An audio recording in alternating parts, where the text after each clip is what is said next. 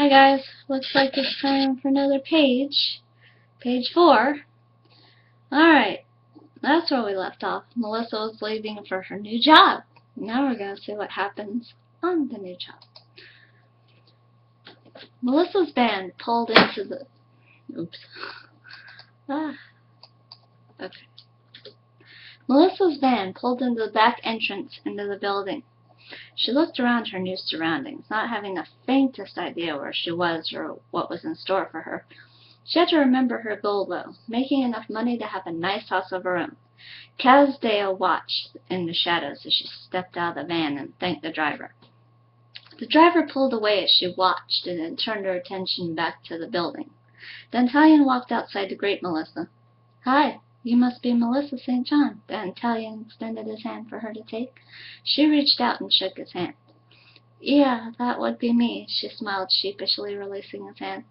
"Come on. I'll show you around, and then you'll get to meet the boss," Dantalion said. "Great," Melissa smiled as she followed him inside. Kazdea went around in the front entrance and walked inside. He walked down the hall through the first door to the hallway. He continued down until he reached the office of the manager in charge and knocked.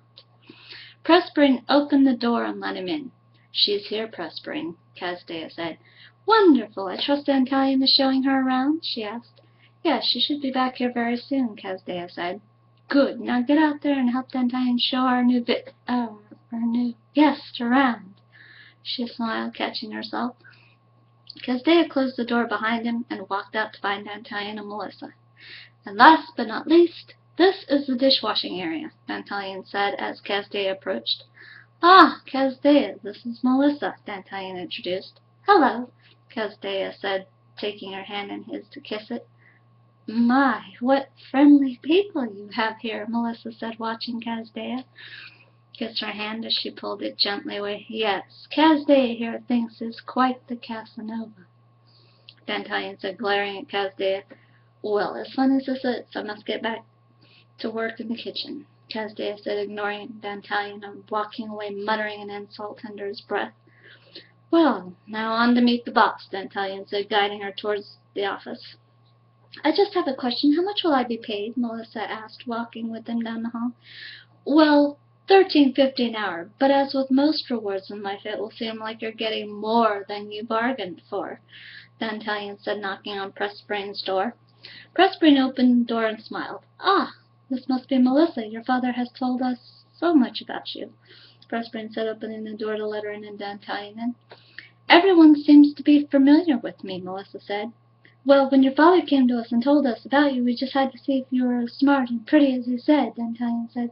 "Of course we are happy that you're joining our establishment. Hope you'll like working here," Pressspring said, looking at Dantalion. "Thank you, I'm sure I will," Melissa said. "Dantalion, will you be good enough to show Melissa the lockers by the time clock?" Pressspring asked.